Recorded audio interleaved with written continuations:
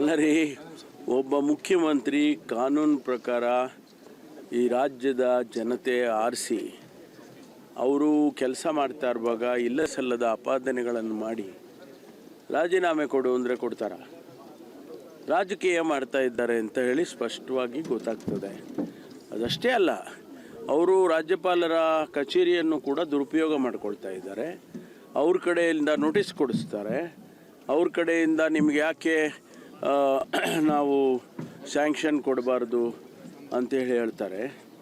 ಅದೆಲ್ಲ ರಾಜಕೀಯ ಅಲ್ಲದೆ ಮತ್ತೇನು?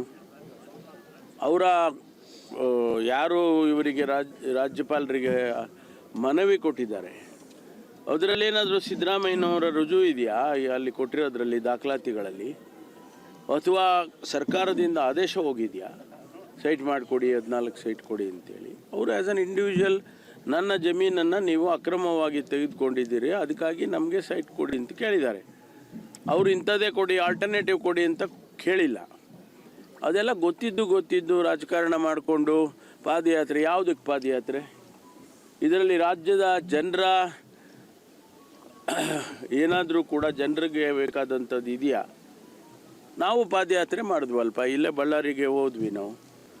ಅವತ್ತು ರಾಜ್ಯದ ಸಂಪತ್ತು ಲೂಟಿ ಆಗ್ತಾ ಇದೆ ಕರ್ನಾಟಕದಲ್ಲಿ ಅಂತೇಳಿ ನಾವು ಹೊರಟುವೆ ವಿನಃ ಈ ರೀತಿ ಯಾರೋ ವೈಯಕ್ತಿಕವಾಗಿ ತಪ್ಪು ಮಾಡಿದ್ದಾರೆ ಎಂದು ಒಂದು ಕಾನೂನಿದೆ. ತಪ್ಪು ಮಾಡಿದರೆ ಈಗ ದೇಸಾಯಿ ಅವರಿಗೆ ಕಮಿಷನ್ ಮಾಡಿದ್ದೇವೆ.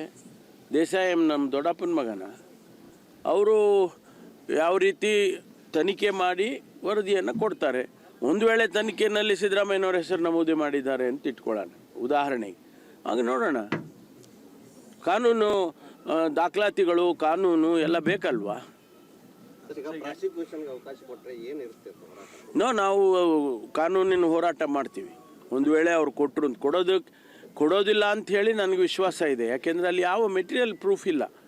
ಆದ್ದರಿಂದ ಒಂದು ವೇಳೆ ಕೊಟ್ಟರೆ, ರಾಜಕೀಯ ಕಾರಣದಿಂದ ಕೊಟ್ಟರು, ಕಾನೂನು ಹೋರಾಟ ಮಾಡ್ತೀವಿ. ರಾಜಕೀಯ, ಪಾಲಿಟಿಕ್ಸ್. ಹೌದು, ರಾಜ್ಯಪಾಲರು ಒತ್ತಡ ಹೇರ್ತಾ ಇದ್ದಾರೆ. ರಾಜ್ಯಪಾಲರ ಕಚೇರಿಯನ್ನು ದುರುಪಯೋಗ ಪಡಿಸ್ಕೊಳ್ತಾ ಇದ್ದಾರೆ.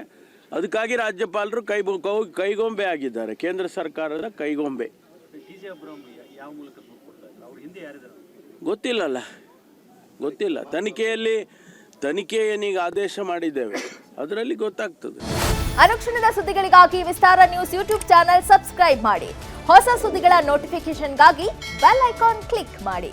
ಲೇಟೆಸ್ಟ್ ಅಪ್ಡೇಟ್ಸ್ಗಾಗಿ www.vistaranews.com ವೆಬ್ಸೈಟ್ಗೆ ವಿಸಿಟ್ ಮಾಡಿ. ಅಂಗೈಯಲ್ಲೇ ಜಗತ್ತಿನ ಸುದ್ದಿ ತಿಳಿಯಲು ವಿಸ್ತಾರ ನ್ಯೂಸ್ ಕನ್ನಡ ಆಪ್ ಡೌನ್ಲೋಡ್ ಮಾಡಿ.